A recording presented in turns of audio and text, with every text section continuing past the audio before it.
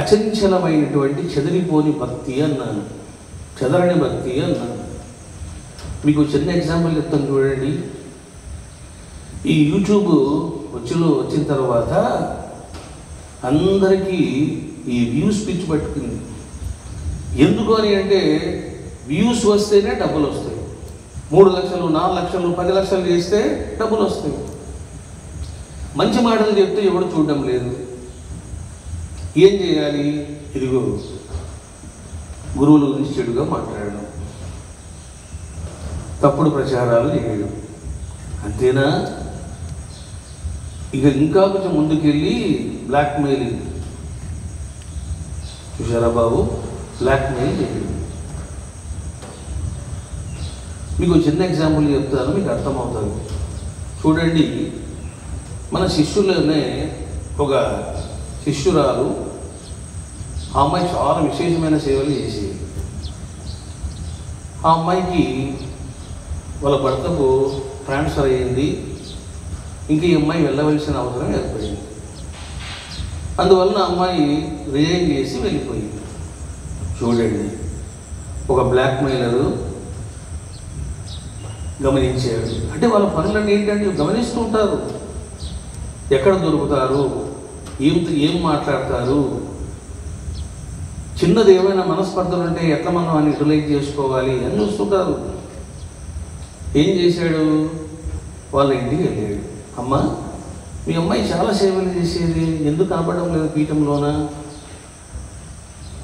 మీకు స్వామికి ఏమైనా గొడవలు వచ్చినాయా? మీ గొడవలు వస్తే చెప్పమ్మా, మేము చూసుకుంటాము. అంతేకాదు, నువ్వు మాకు ఇన్ఫర్మేషన్ ఇస్తే మీకు డబ్బులు కూడా ఇస్తాం.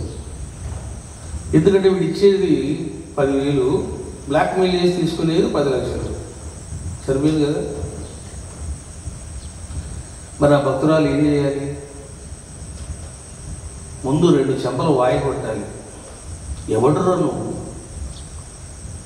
ఎందుకు నువ్వు వచ్చి నా ఇంటికి వచ్చి నన్ను అడుగుతున్నావు అని 2 చెంపల మీద వాయి కొట్టాలి. వాడు ఆ పని చేయలేదు. రెండోది ఏం చేయాలి చెప్పండి? వాడిని ఇక్కడ కూర్చో బాబు, కాఫీ తాగు అని చెప్పి లాక్ డోర్ చేయాలి. పీఠానికి ఇన్ఫామ్ చేయాలి. వాడు దొరికిపోతాడు, రెడ్ హ్యాండ్ దొరికిపోతాడు వాడు. చూసారా? ఈ 2 పనులు ఆమె చేయలేదు. సరే, చేయలేదు. కనీసము స్వామి ఇట్లా ఒకడు వచ్చాడు, ఇట్లా మమ్మల్ని ఇట్లా మాట్లాడాడు అనే ఇన్ఫర్మేషన్ ఇచ్చింది ఆమె. 8 నెలలు గడిచినా ఇవ్వలేదు. చూసారా? వీళ్ళంతా ఏమి శిష్యులు? వీళ్ళ భక్తి నిజమైన భక్తేనా? నిజమైన ప్రేమేనా అంటే కాదది. They are proving that our devotion is not perfect అని నాకు కొంతకాలానికి తెలిసింది. అప్పుడు ఆమె బాగా కోపడ్డాను నేను. ఎందుకమ్మా అలా చేసావు? చెప్పాల్సింది కదా. ఎందుకంటే వాడు రెడ్ హ్యాండెడ్ దొరికిపోయేవాడు వాడు. చూసారా బాబు, చట్టానికి ఏం కావాలి? ఎవిడెన్స్ కావాలి. వాడు నీ ఇంటికి రావడమే తప్పు, నీకు సలహా ఇవ్వడమే తప్పు. చూసారా? ఇంతేనా? ఫోన్స్ చేయడు. ఫోన్లు చేస్తే ఏదో ఎస్కేపింగ్ నేచర్తో ఉంటున్నారే తప్ప వాని మాటల్లో పెట్టండి, రికార్డ్ చేయండి, మంచిగా వాడి డీటెయిల్స్ లాగండి, రికార్డ్ చేసి పీఠానికి పంపించండి. తోలు తీస్తారు. చూసారా బాబు? కాబట్టి ఇటువంటి రాక్షసులకు ఎట్లా బుద్ధి చెప్పాలి? మీరు తెలివిగా ఉండండి. చూడండి, చాలామందికి నేనేం చెప్పాను? మీరు ఇంటర్ఫీర్ కావద్దు, ప్రతిస్పందించొద్దు, నెగిటివ్ వీడియోలు చూడొద్దు అన్నాను.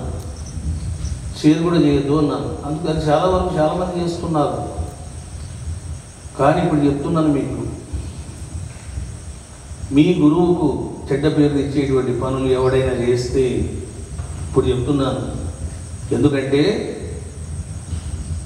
బాబా లాంటి మహాగురువు యొక్క విగ్రహాలే తీయాలని ప్రయత్నం చేస్తున్నారు. అర్థమవుతున్న సిచ్యువేషను. అందుకే నేనేం చేశాను మీకు, ఒక వ్యవస్థ కూడా ఫామ్ చేశారు. షిరిడి సాయి విశ్వ పరివార్ అని ఒకటి పెట్టాడు. అది మనం ఈ ప్రోగ్రాంలో బట్టి దాన్ని పట్టించుకోలేదు, దాన్ని ఇంకా వెలుగులోకి తీసుకొని రావాలి.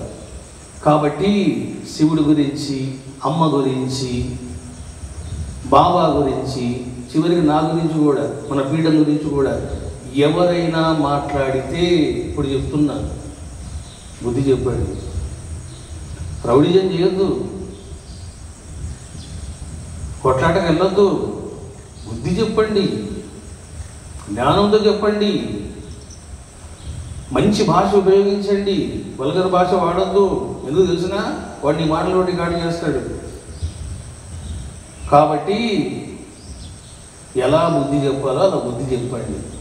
ఎందుకు చెప్తున్నాను అంటే, నేను కూడా ఇంకా మీ చేతులు, కాళ్ళు, నోర్లు కట్టకూడదు ఇప్పుడు. ఎందుకు తెలుసునా, బాబా లాంటి మహనీయున్నే విగ్రహాలు తీయండి అని చెప్తున్నప్పుడు, మాట్లాడుతున్నప్పుడు కొన్ని వీడియోలు చూడండి, శివుని గురించి అతి జుగుప్సాకరంగా మాట్లాడుతున్నారు. ఎవరు వాటిని ఖండించి చూసారా? అట్లా ఉండకండి. శివుని గురించి మాట్లాడితే ఫోన్ కొట్టండి వాడి. ఏం తెలుసురా నీకు శివుడి గురించి? చూసారా? శివుడి గురించి నీకు ఏమి తెలుసురా? రా నా దగ్గర రా, మాట్లాడదాం. కాబట్టి మన పురాణాలలోని విషయాలను ఎవరో పరమతస్థులు సరిగా అర్థం చేసుకోకుండా ప్రక్షిప్తాలతో కూడిన కథనాలతో మాట్లాడితే అది వేరే విషయం.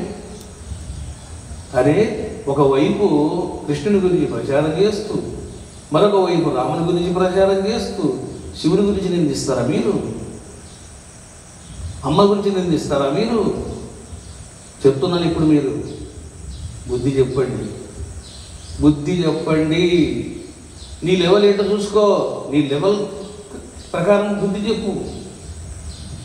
గొడవ పెట్టుకోమని చెప్పడం లేదు నేను, రౌడీజం చేయడం చెప్పడం లేదు నేను, కొట్టమని చెప్పడం లేదు నేను, సంపమని చెప్పడం లేదు నేను.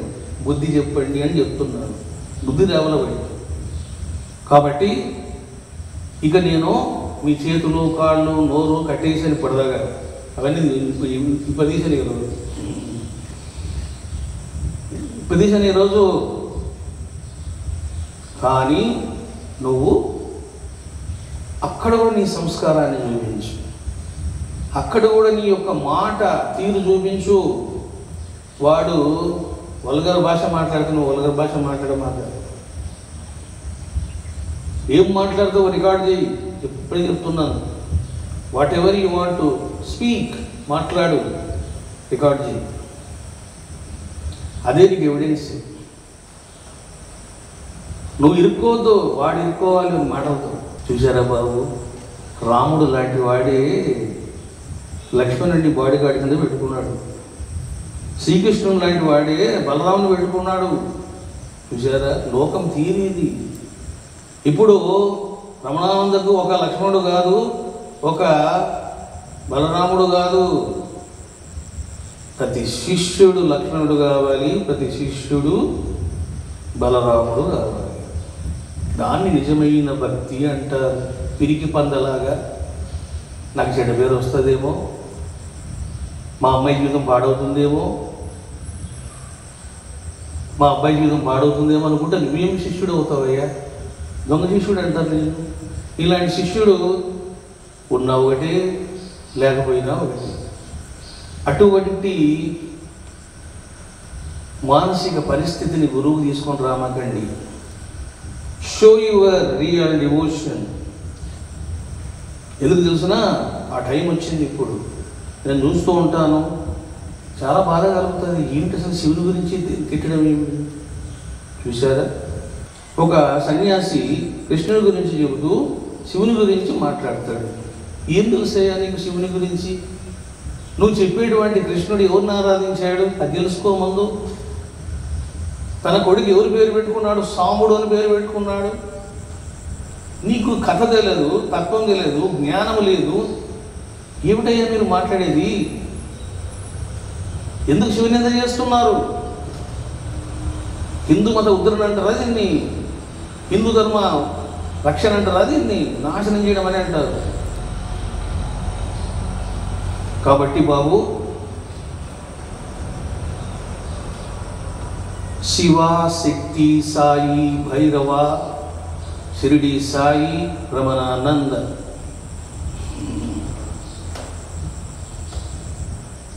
మీరు బుద్ధి చెప్పండి.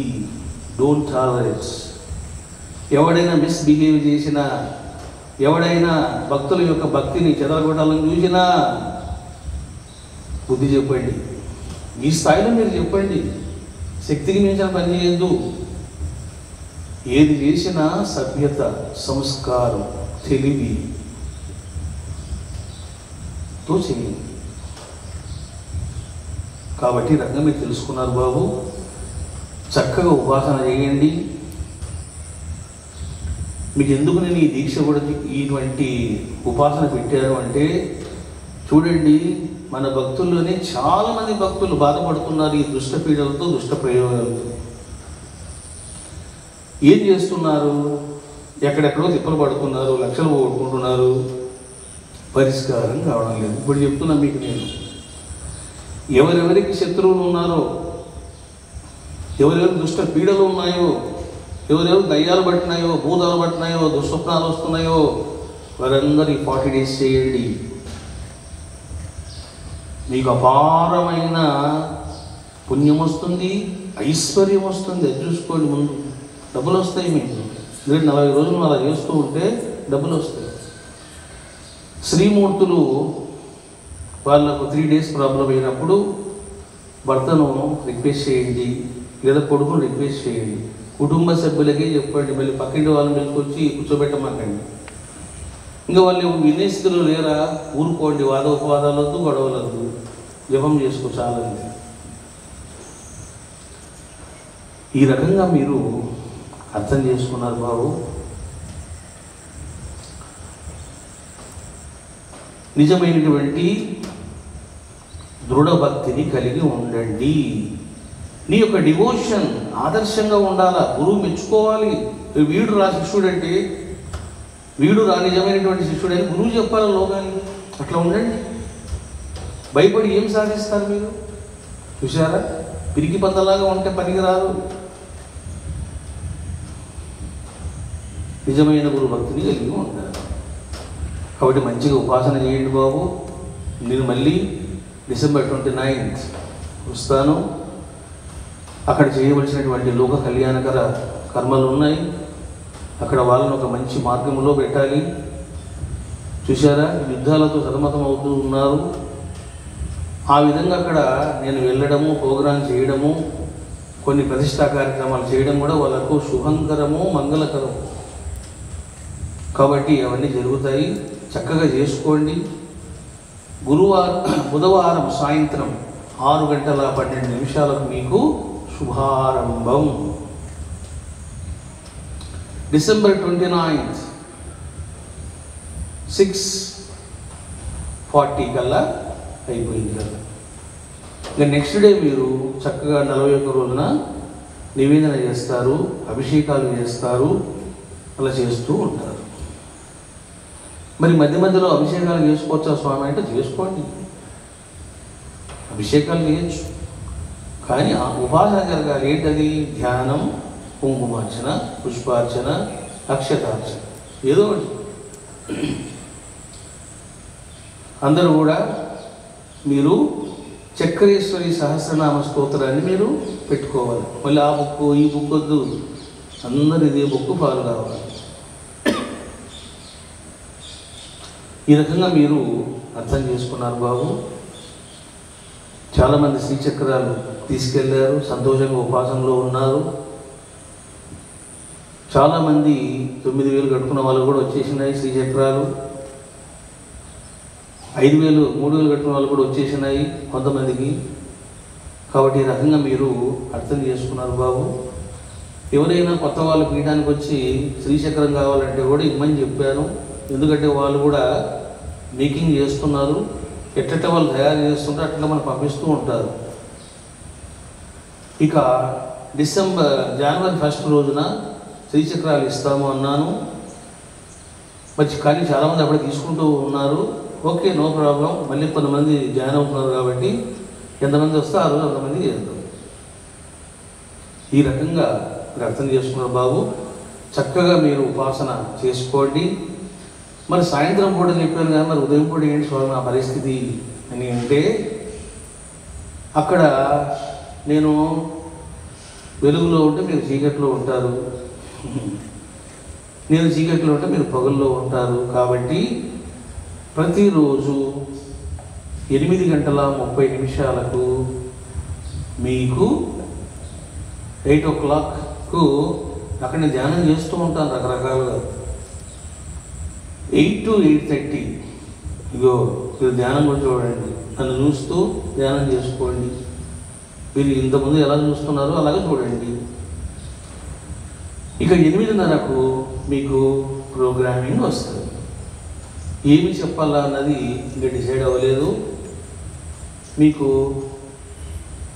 అక్కడికి వెళ్ళిన తర్వాత నేను చెప్తాను ఏ సబ్జెక్ట్ చెప్తాను ఏం కదా అని. ఆ ప్రకారం మీకు మార్నింగ్ పూట ధ్యానము ప్రవచనం ఉంటుంది. కరెక్ట్గా మీకు 8:30కి అప్లోడ్ చేస్తారు, చూసుకోండి ఒకసారి. 8 o'clock ధ్యానం చేస్తారు, వీలైతే 8:30కి ఇది కూడా చేస్తారు. ఇంకా మీకు ఎక్కడైనా గురువు దూరం అయింది చూసారా బాబు. సోషల్ మీడియా వల్ల మంచి ఉంటుంది, చెడు ఉంటుంది, అన్నీ ఉంటాయి. కొంతమంది సర్వశ్రేష్ఠ శ్రీచక్రదాతలు బాబు, తీసుకోలేని వాళ్ళు మీరు వచ్చి తీసుకోండి. మీ శ్రీచక్రాలు పక్కన పెట్టారు. అదేవిధంగా 1 lakh కట్టుకున్న వాళ్ళు కూడా పక్కన పెట్టారు. వచ్చి మీ శ్రీచక్రం మీరు తీసుకోండి.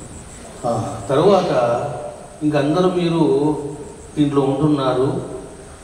సేవలు చేసే భక్తులు మాత్రం పీఠంలో గుర్తుపెట్టుకోండి. మీరు ఇంట్లో కూర్చొని సేవను విస్మరించకూడదు, గుర్తుపెట్టుకోండి. ఇంట్లో మీరు చేసే ఉపాసన కంటే పీఠంలో మీరు చేసే సేవ వెరీ పవర్ఫుల్. ఎన్ని రెట్లు పవర్ఫుల్? 1,00,000 రెట్లు పవర్ఫుల్. ఎందుకు? ఇక్కడ కథ వేరు, ఉపాసన వేరు, ఆరాధన వేరు, సన్నిధి వేరు. కాబట్టి సేవ చేసేవాళ్ళు ఇక్కడ సేవ చేసుకోండి. సేవ చేసుకుంటూ కరెక్ట్గా టయానికి మహాలయం ఉంది కదా, ఇక్కడికి రండి, ఇక్కడే మీరు చేసుకోండి, తప్పేం లేదు. ఈ రకంగా అంటే ఎవరైతే సేవలు చేస్తారో వాళ్ళకే మీరు చక్కగా మీరు శ్రీచక్రాన్ని కూడా మీరు కుంకుమార్చన ఇక్కడ చేసుకోండి. ఈ రకంగా మీరు అర్థం చేసుకున్నారు బాబు. సేవనే ఉపాసన ఉపాసనే. ఉపాసన కంటే కూడా సేవ ఇంకా పవర్ఫుల్. ఎందుకు? కర్మానుష్ఠానం అది, దాన్ని విస్మరించకూడదు మీరు. ఈ రకంగా మీరు అర్థం చేసుకున్నారు బాబు. తర్వాత బాబు మీకు చెప్పాను నేను ఆల్రెడీ, ప్రతి అమావాస్య ప్రతి పౌర్ణమికి విశేషమైన కార్యక్రమం ఉంటుంది. ఇప్పుడు మనం మొన్న పౌర్ణమి కార్యక్రమం చేసాం.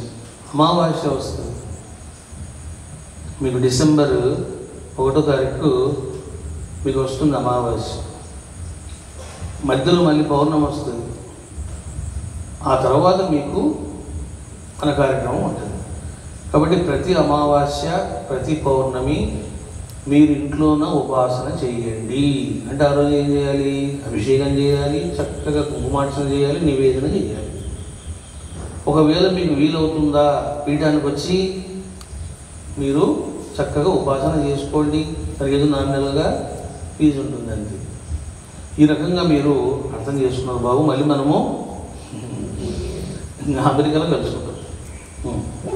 అందరూ చెప్పండి. ఓం హ్రీం శ్రీం ఐం ఈం బం శ్రీం హంసః.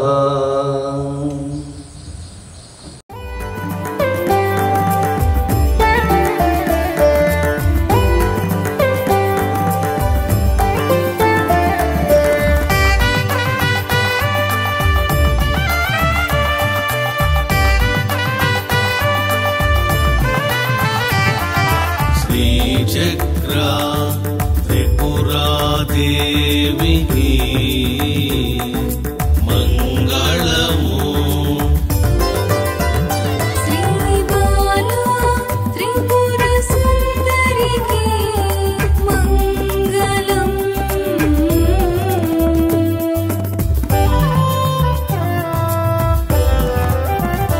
శ్రీ త్రిపుర భైరవికి జయమంగళం. మహాత్రిపుర సుందరికి శుభమంగళం.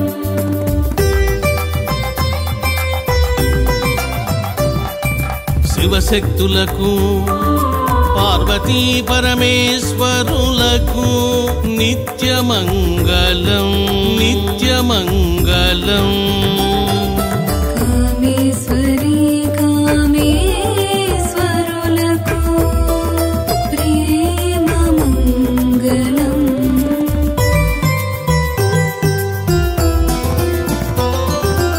జయమంగళం శుభమంగళం మహామంగళం ప్రేమమంగళం. జయమంగళం శుభమంగళం మహామంగళం ప్రేమమంగళం.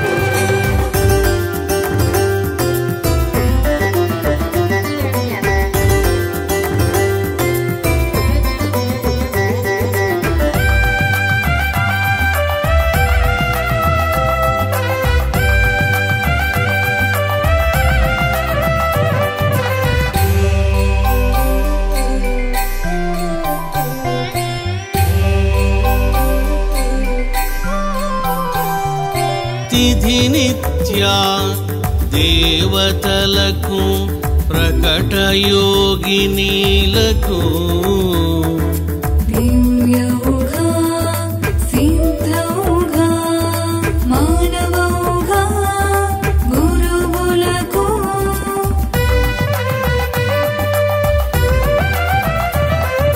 సిద్ధాది దేవతలకు అష్టమాతృకలకు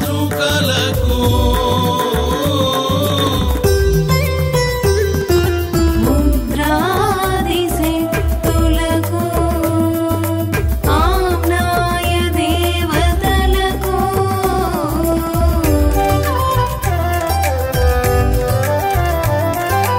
త్రైలోక్య మోహన చక్రనాయికా త్రిపురాకు మంగళం శుభమంగళం.